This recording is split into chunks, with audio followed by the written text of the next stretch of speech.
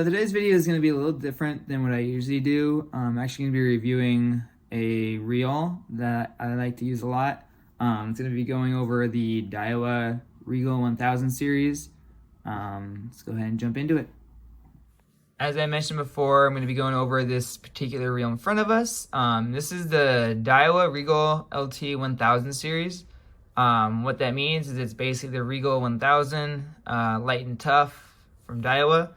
I actually have two of these myself. These are the two. They were the two I started out with when I first started getting into the buying my own reels instead of just buying a rod and reel combo. This one's got a lot going for it, honestly. Number one, it's got a 10 bearing system, as I've mentioned before in a previous video on here.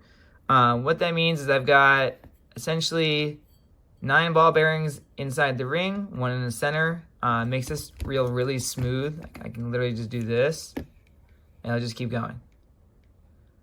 So it's just kind of fun to work with, honestly.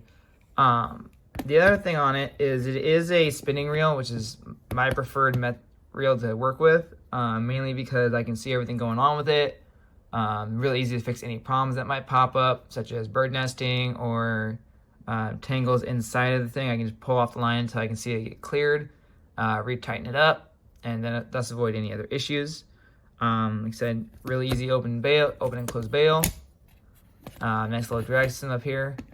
Also, it's got some decent colors to it. I love the color scheme on this one. Kind of a gold and silver vibe going on. Now onto the little more specs here. I will say that if you are looking to get into the better reels as you're going up this pay scale, this is a good starting point.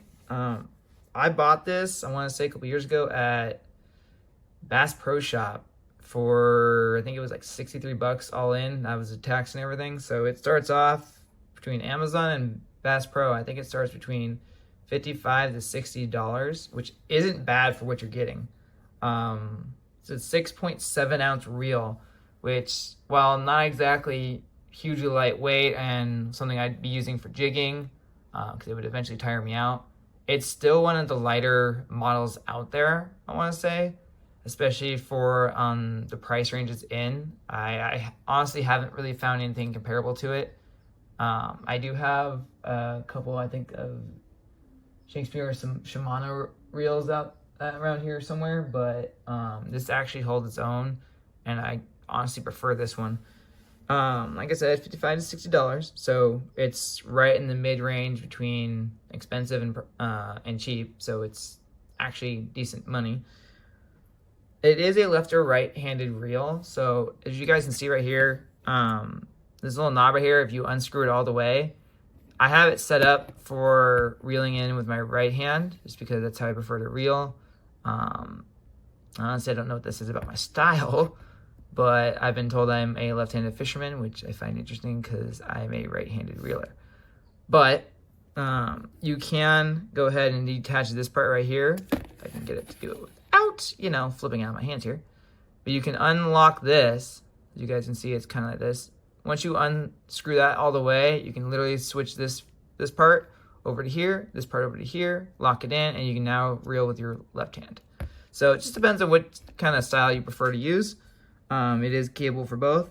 It is a 5.2 to 1 retrieval. So what that's saying is when I start reeling, it's going to spin around 5.2 times. So basically, it's going to take in about 25.5 inches of line every time I do a full rotation. So from here all the way to here, it's going to do about 25 inches, a little over 25 inches retrieval, which is not bad for the system it's on. I mean, the comparable ones are, I think, 6 and maybe 7 I've seen, mainly 6.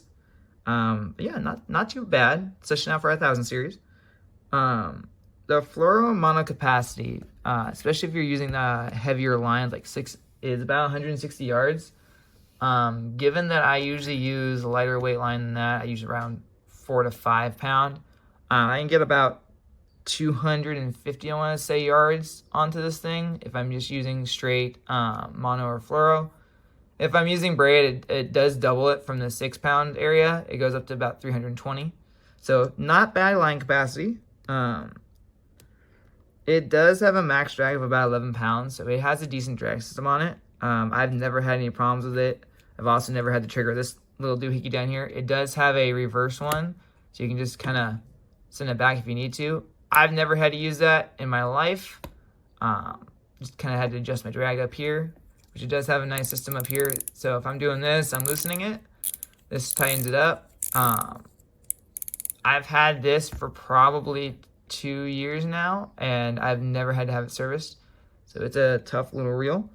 To be honest, I definitely love these. Like I said, I have 2 of them, so it's about $120 worth of reel right there. And I've never had any issues with them.